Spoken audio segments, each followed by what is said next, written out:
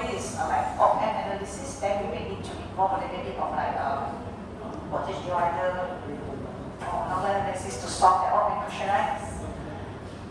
Yes. What is that sound actually? Always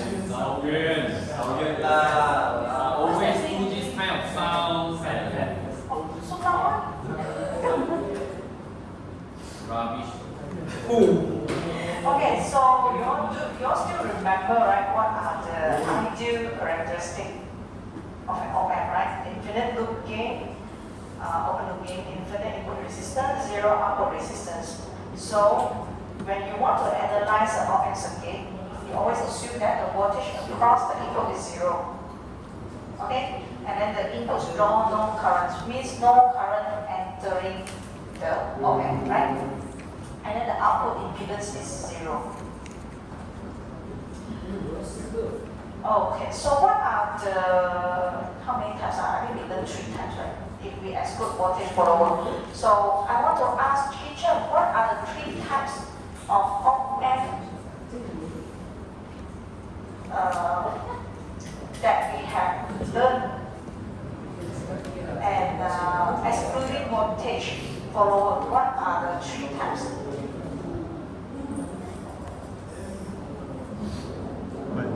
Okay, what are the 3 types of op-amp that we have learned during our entire semester? I think it's only 3, right?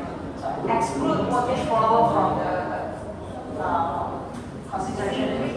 What are the 3 types?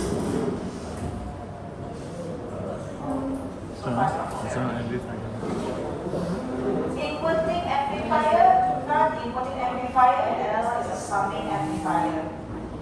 Okay. Oh, and yeah, there's this one. Called differential, right? Yes. Yeah, differential amplifier, yes. Actually, summing amplifier is just a lot of these non-inverting amplifier combined together, right? So you all need to know the difference between them. Okay, so when it comes to inverting amplifiers, right?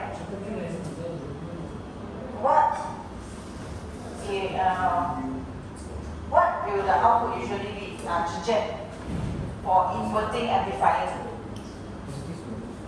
Sorry? You will get, if let's say positive input, you will get negative input. If positive input, you will get negative output, right? If let's say it's a negative input, you will get positive input. Yeah, that's why it's called inverting amplifier.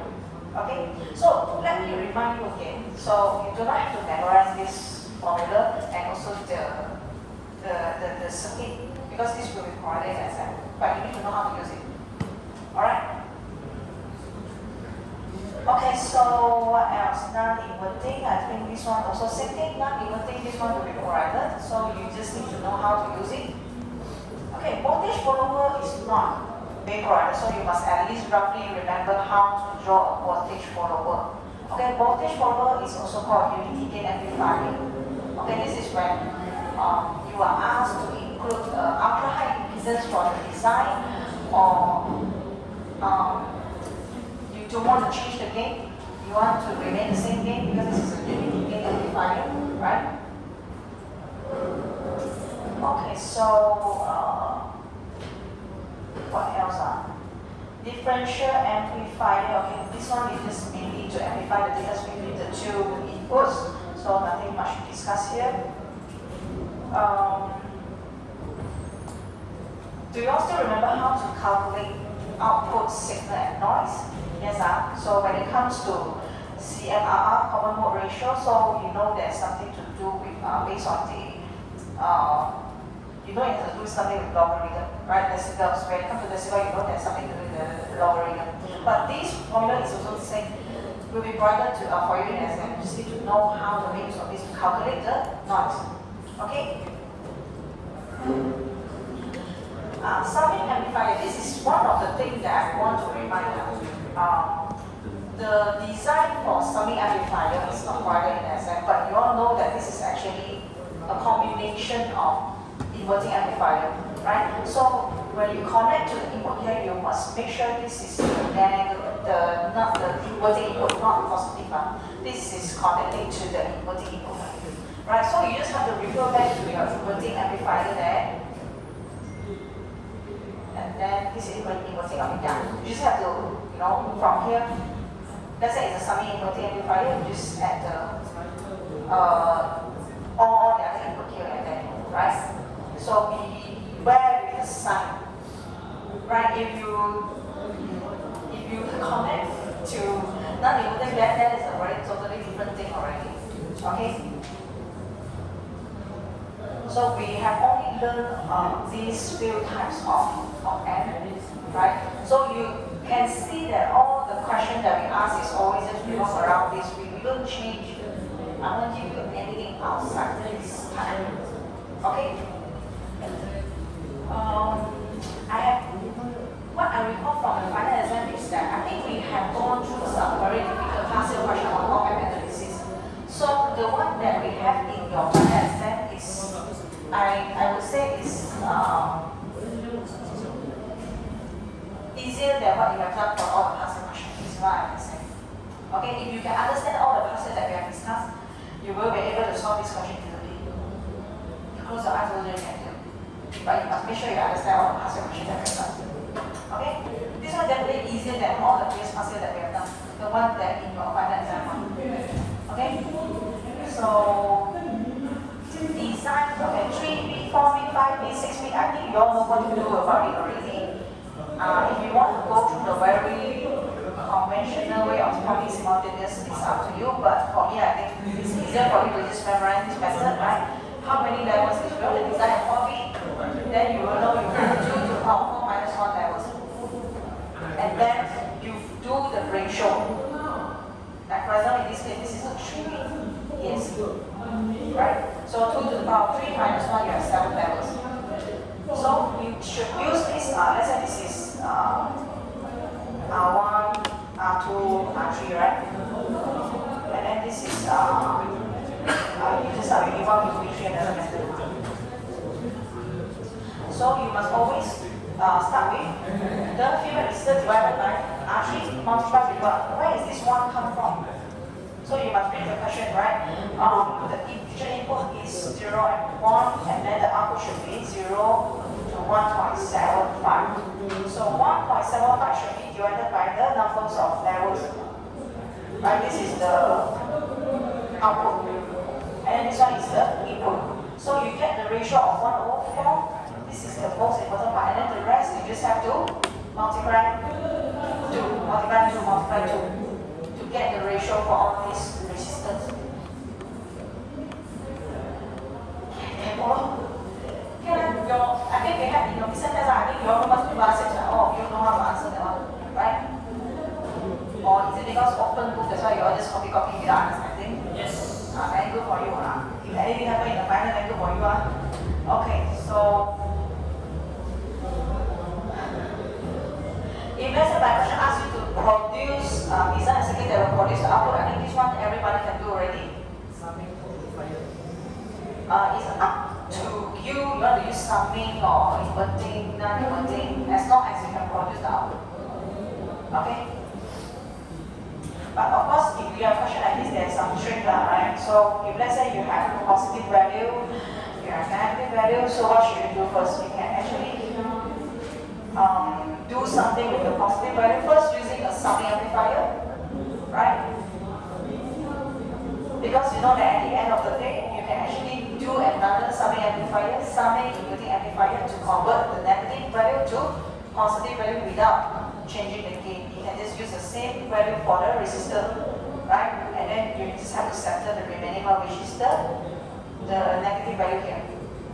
Okay, this one is the most basic one.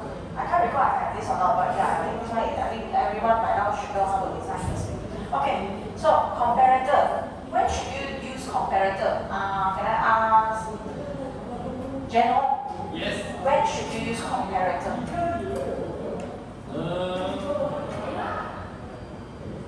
Give an example. Like, what will make you think of, oh, I must use comparator when I see that kind of question?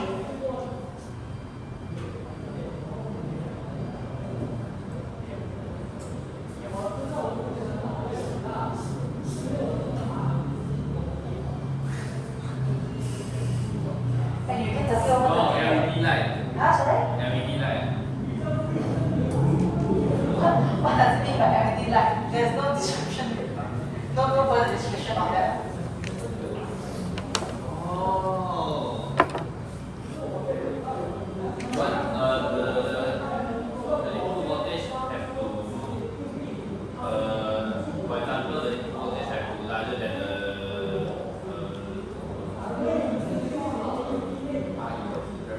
reference voltage, and then the LED light will activate. If the Okay, so basically, if you are given a certain condition like exceed a certain temperature or exceed a certain parameter, then you will have to like trigger the alarm or anything. This is where you should be for comparator.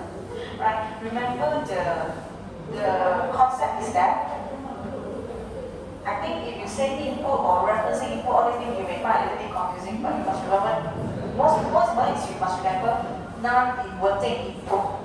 The voltage on the non-inverting input must be higher than the voltage on the inverting input. Right? Okay? So, if let's say you want to trigger alarm when it exceeds 50 degrees Celsius, and you check on the standard, let's say exceed 50 degrees Celsius, if let's say I give you a value of 2.585 millivolt, so you can set this 2.55 as a reference voltage, which is the value on the inverting input. So that any value that is higher than this 2.585, which is you must design so that your non-inverting input must be higher than 2.585, then it will turn on the alarm or anything. So this is how it works. Okay? So anyone still want to expand on this particular diagram? Like, do you all still remember how it works? How to make LED 1 light up or how to make LED 2 light up? You understand already or you? Okay, so since your friend requests, then we will do a quick explanation of this again. Okay, so we will. So what is mentioned just now is as long as your voltage on the non-inverting. But at this stage, do you know which one is the non-inverting input? Which side? The positive side is the non-inverting input, right? Okay, inverting input is the one with the negative sign. So if let's say we look at this LED 1, if I want to turn on this LED 1, I must make sure this non-inverting input must be higher than the value on the negative input. Yes, Ken? Okay. So what is the value for this negative of this inverting input? This one is actually can be calculated, right? So based on voltage divider analysis, so the value here should be 47 plus 33 divided by this, the total of this whole thing, right? Multiplied with 5. Right? This one is a fixed value already because you have a voltage divider there to create a constant value there. Right? So, what is the value already there when we calculate? Random, I put A. So, as long as the value here, which is VIN higher than A, then it will turn on LED 1. Okay? Okay, so I will erase this one because now we move on to LED 2. Okay, same thing based on the same concept. Right? How to turn on LED 2? Same thing. You must make sure your non-inverting is always higher than the inverting. This one must always higher than the inverting in order to turn on LED 2. So if you look at the circuit here, in this case, your non-inverting input will have a constant value created by this voltage divider, right? Which is at this point. So 33 divided by this entire thing multiplied with 5. So this is the constant value I put B, right? Your non-inverting value here has a constant value already created by the voltage divider. Okay? So in order for LED 2 to turn on, you must always have your non-inverting higher than the inverting. So in this case, your inverting input is actually VIN, right? If let's say based on this concept, your V must be higher than the input voltage in order for you to turn on the LED too. So no matter how we change the question, you just need to remember one thing. For a comparator to work, to turn on the comparator, basically to turn on the alarm or anything, you must make sure that your voltage on the non-inverting input must be higher than the value on the inverting input. That's the idea. You just need to remember this one thing. This one thing. You can do any question as long as you understand this one. Okay? Alright, the rest, I think this one, nothing, just some introduction on other things. So can we move on to lecture 2? This morning I said I want to ask Chaiwa, right? Chaiwa, what's the difference between active filters and passive filters? For active filters, we use active components such as the op-amp and transistor. And for passive filter, it uses those that is fixed switch is capacitor and resistor. Okay, so you can also add on for active filters, it depends on the external power supply, okay? But if you want to explain this way, okay, not wrong, but please give example. Don't just say active filter use active component. You must give example of the active component. Alright?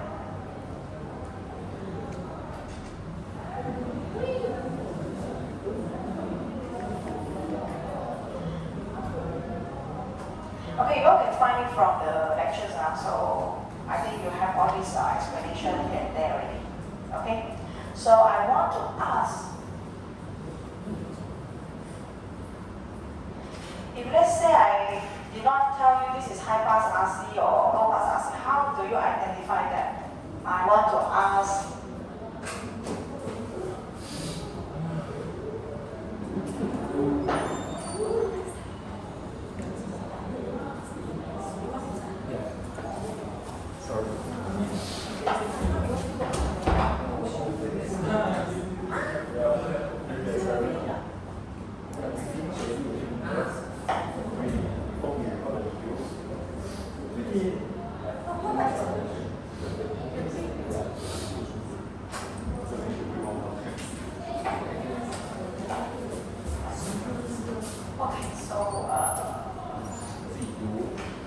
I want to ask Jakan, how do you identify which one is high pass RC, which one is low pass RC? Based on structure, how are you going to identify them?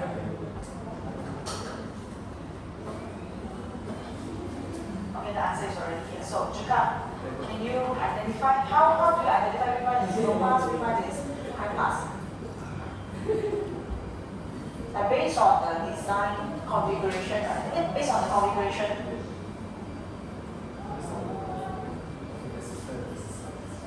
the position of the capacitor and resistor. Okay, I can answer for low pass RC. So your signal will pass through basically will pass through go to the ground through this capacitor, right? And also for high pass RC, so basically the signal will go through this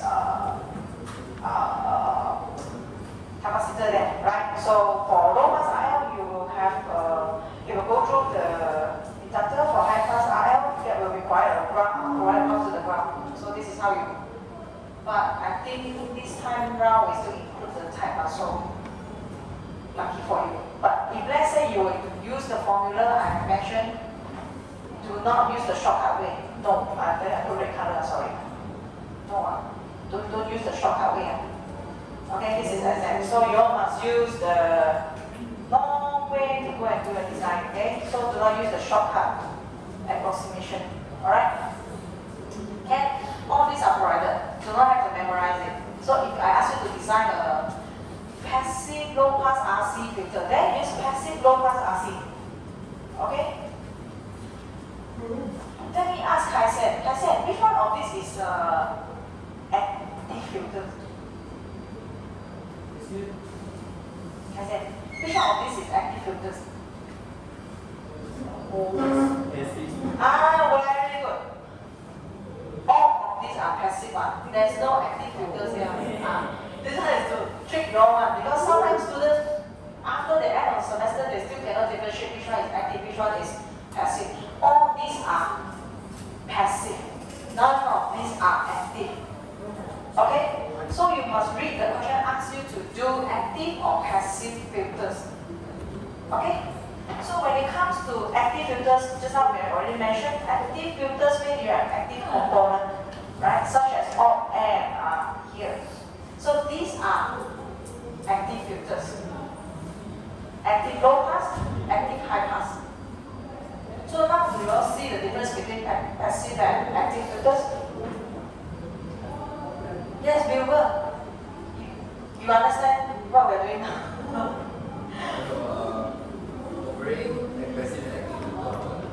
Yeah, the difference between passive and active filters, you know. So these are active filters. So what we discussed just now, none of these are active, all of these are passive. But even for passive, there are many different types. Passive, low pass RC, passive, high pass RC, passive, low pass RL, passive, high pass RL. Okay? Alright. What else? Okay, so when it comes to design of filters, if let's say the question level say attenuation of 3 dB, you just always assume it's attenuation 3 dB. This is by default already. Okay? And all this calculation, I think we don't need to go through again now, okay? Because we go through high detail last time already. So you must know how to do design. Okay? Op amp or filters, right?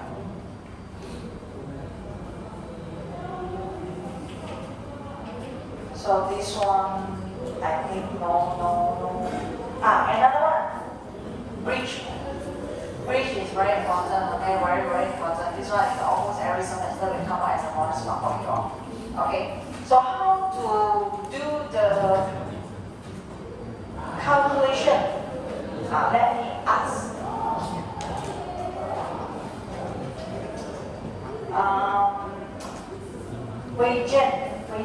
Weijian, how do you analyze a restored bridge?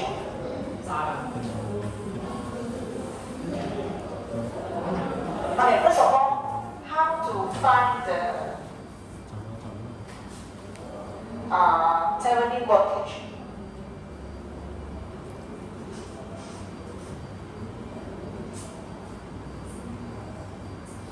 How to find the equivalent voltage for this bridge, this new bridge? Yeah, what formula? Huh? Which one? No, I think is there anything to do with here? No, I think it's not here. How to find the equivalent voltage or what we call Thevenin voltage from this bridge?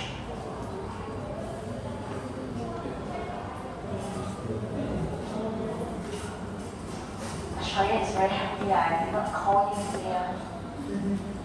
Next one is you, Xiaoyan. Voltage divider. Sorry? Voltage divider, okay. Xiaoyan, please share. How do you do it now? Tell me. You want to find the equivalent voltage, then Yes. you find the VD and DC. VC and VD. Minus DC. Yes, correct. Okay. So how to find VC here? So imagine you take out the galvanometer, right? So how do you find the voltage across here? So that will be the R3 over R1 plus R3 multiplied with the input voltage. If you want to find VD, so imagine you take out the galvanometer. So if you were to find the voltage across here, that will be R4 divided by R2 plus R4 multiplied with the input voltage. And then you find the difference between them. Okay, this is how you find the input voltage. So how about the Thevenin resistance?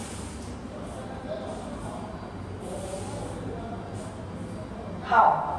Which one parallel to which one? I think this part is the part where students confuse the most. If let's say this is our design, how do you find the Thevenin resistance?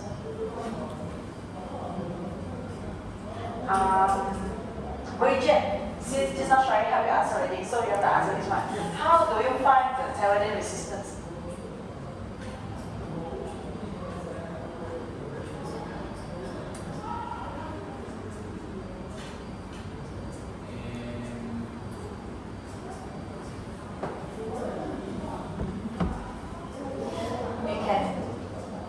You actually have 50-50 chance, right?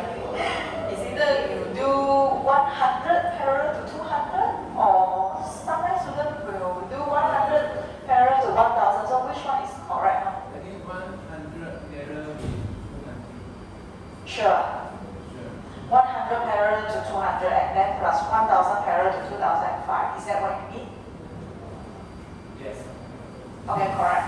Okay, so if in exam you all do 100 parallel to 1000, I don't give marks.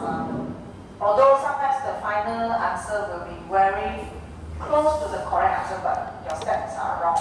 Okay?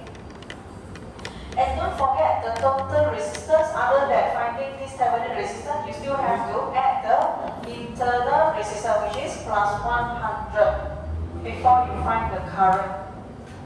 Okay? So you have gone through a lot of parts here.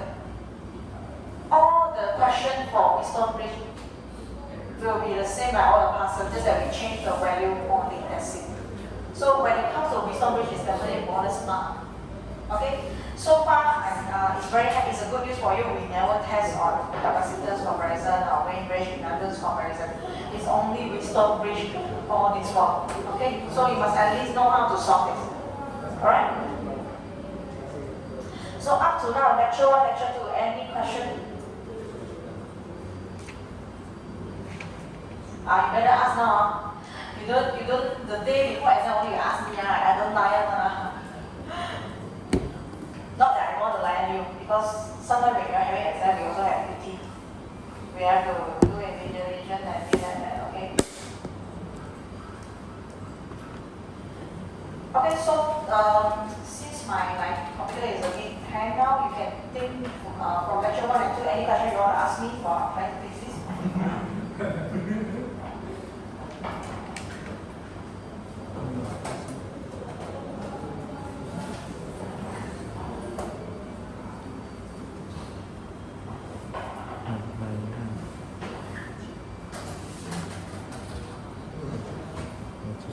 So far, which topic you all find it the most difficult to understand? To say everything like there must be something, right? Cannot be everything so hard, right? Or you think overall this subject is easy?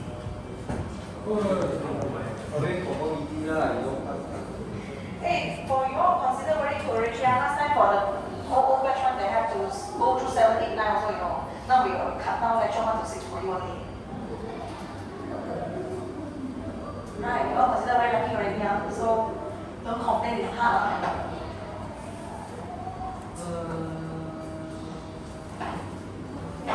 What happened? Don't worry. Any of you go through the slides for lecture 7, 8, 9?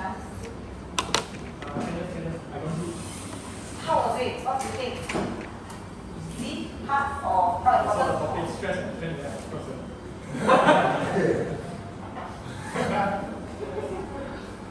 Why? You all learn those basic things in your material science also, isn't it? Stress, strain, all those things you all learn before. So too easy already. Too busy. Capstone 1? Capstone 1, right? Capstone 1 was. Yeah. I don't know, actually it's very easy, but it's that you all never bother to go and check what is needed for the report. The instruction is there, right?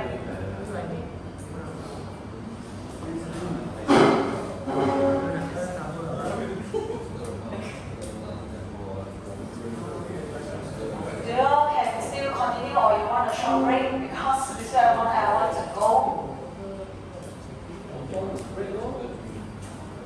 How long is break? 5 minutes only.